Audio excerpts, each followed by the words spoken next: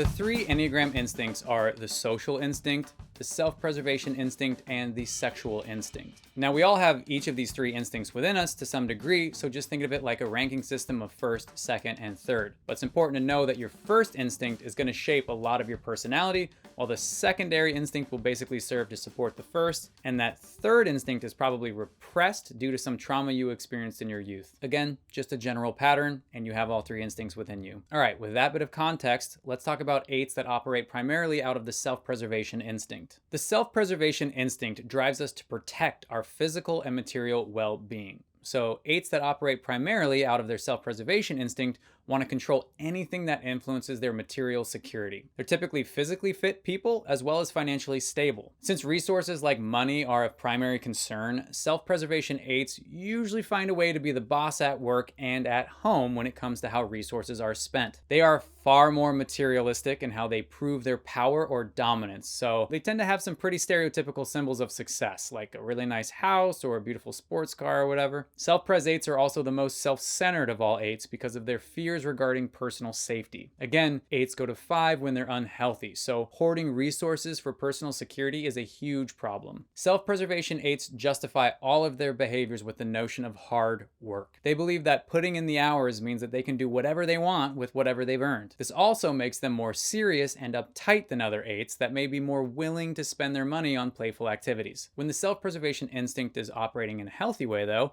8s realize that the point of having a lot is to share a lot, and they can be the most generous version of the type 8 personality. All right, that's the self-preservation instinct. Now let's move on to 8s with a primarily social instinct. I know I've used this analogy for other types, but social 8s really make me think of the mafia, or like the stereotypical mob boss that values loyalty and respect above all else. They can kind of seem like type 6 loyalists because of their commitment to their friends and allies. Social 8s are also known for holding court and constantly telling stories that reflect their knowledge or ability to overcome adversity. My grandpa was a social 8, and I swear every story he told ended with him being the hero. Another key trait of social 8s is that they really don't mind having heated debates, and in fact, they often stir them up intentionally from time to time, not only because they enjoy the intensity of it, but they also use arguments as a way of testing those around them. Social 8s tend to prefer predictable people because they fear abandonment. So the more stable a person is, the more the social 8 will bring them into the fold. Social 8s will do just about anything for the ones they love, but that means it takes a while for new people to work their way into the social 8's good graces.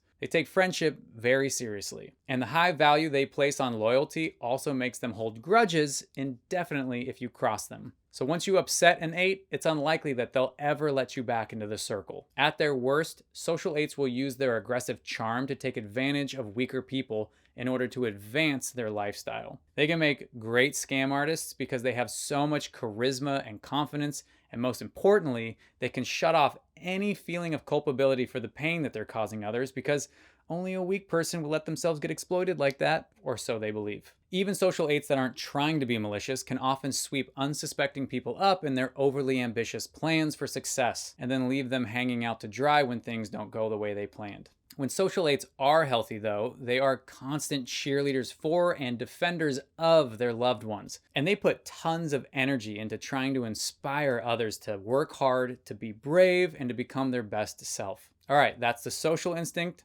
Last up is the sexual instinct. It's important to note that the sexual instinct is not about just wanting to have sex. It's about a desire for heightened experiences and intensity and one-on-one connections. It's tough though because 8s already have a desire for intensity, so you can imagine how off the rails a sexual 8 can be in their need for intense experiences. Fun fact, part of the origins of the Enneagram included an attempt to integrate the 7 deadly sins into the personality types, and the deadly sin assigned to type 8s was lust. So there's something natural about 8s having a primarily sexual instinct. Anyway, sexual 8s are charismatic like social 8s, but they have more of a quiet intensity. They are very passionate about their individual relationships. Sexual 8s can treat their partners like the end-all be-all of life itself. Sexual 8s are also known for having a rebellious streak in them, and they often enjoy being the bad boy or breaking the rules or giving the middle finger to authority figures in some way. They can vacillate between the brash, intense bravado of stereotypical 8s and then do a total 180 and become soft, nurturing, and affectionate. Remember, 8s take on the traits of the type 2 helper when they're healthy, so a lot of these traits